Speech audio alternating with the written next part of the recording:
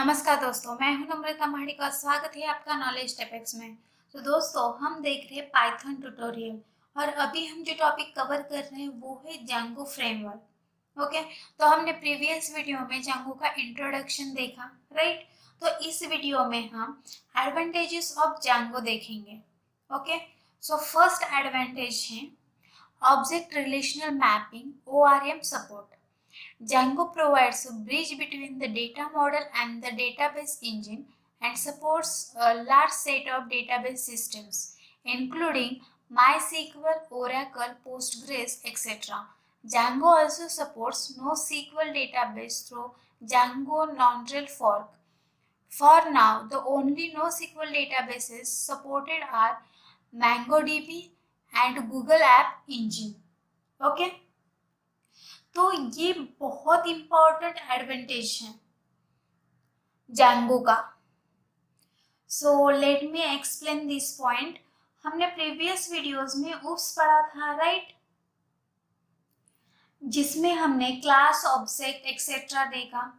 अब सपोज आपको ये क्लास ऑब्जेक्ट पता है बट आपको डेटाबेस के कॉन्सेप्ट्स पता नहीं है कि टेबल कैसे क्रिएट करते हैं, ओके, डेटा कैसे इंसर्ट करते हैं। तो कोई बात नहीं, आपको जैंगो में क्या काम करना है, तो आप एक पहले क्लास ले लो।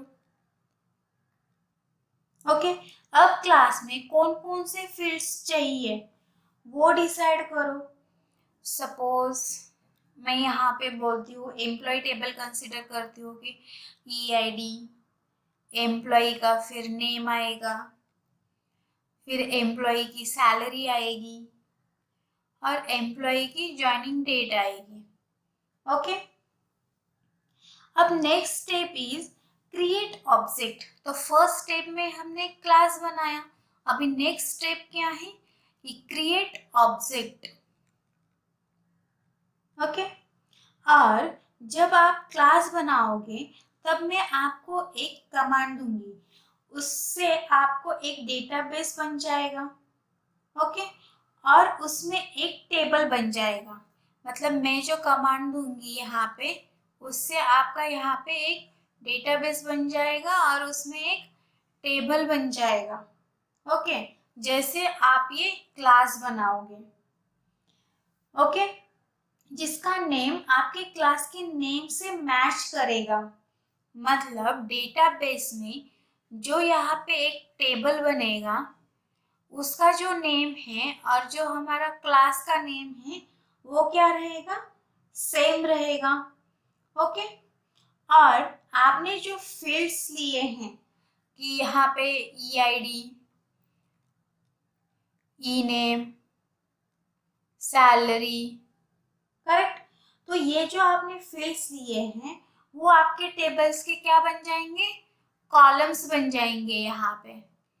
ओके, अब यहाँ आप एक ऑब्जेक्ट बनाओ। तो सपोज मैंने अभी एक क्लास बनाया तो मेरा एक डेटाबेस बन गया, करेक्ट, और एक टेबल बन गया और टेबल में मेरे पास कॉलम्स भी आ गए। अब सेकेंड स्टेप में हम ऑब्जेक्ट बना रहे, राइट।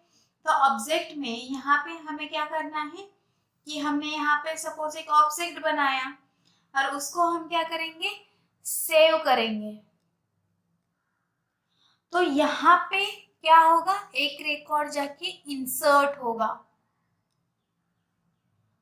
अब ऑब्जेक्ट को अगर हमें सर्च करना है या और डिलीट करना है, मतलब डिलीट करना है तो हमें पहले वो रिकॉर्ड सर्च करना पड़ेगा, वो ऑब्जेक्ट सर्च करना पड़ेगा और उसके बाद हम उसको डिलीट कर पाएंगे।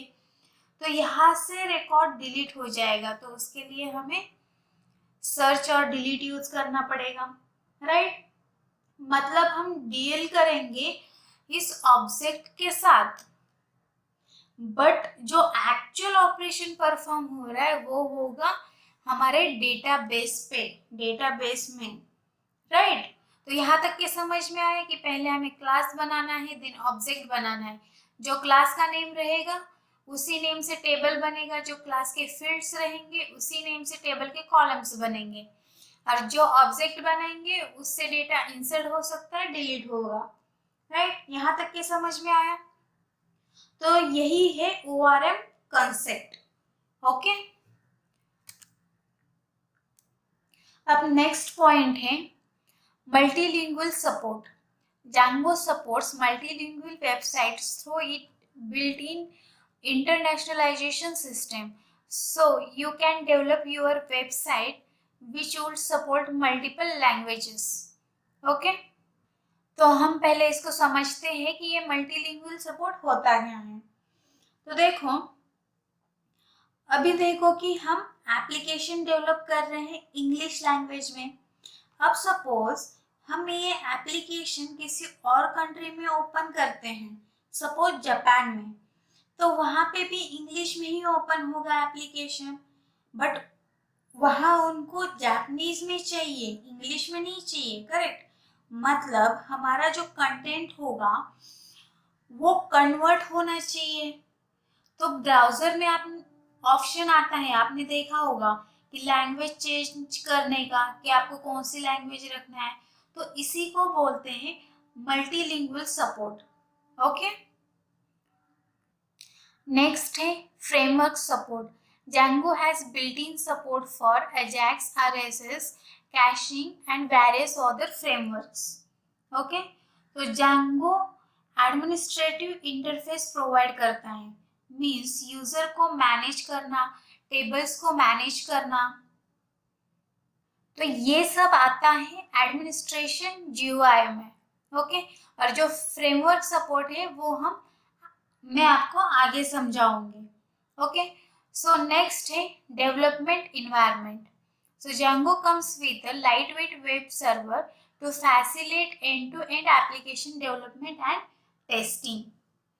मीन्स जब आप वेब एप्लीकेशन डेवलप कर रहे हो तब आपको वेब सर्वर चाहिए होता है, और हम तो डेवलपर है, क्लाइंट्स नहीं। राइट, तो हमें डेवलप करते टाइम एप्लीकेशन रन करना पड़ेगा, टेस्ट करना पड़ेगा। राइट, वो हम कैसे करेंगे? तो Django में हमें एक लाइट वेट वेब सर्वर मिल जाता है जिससे हम टेस्टिंग कर सकते हैं।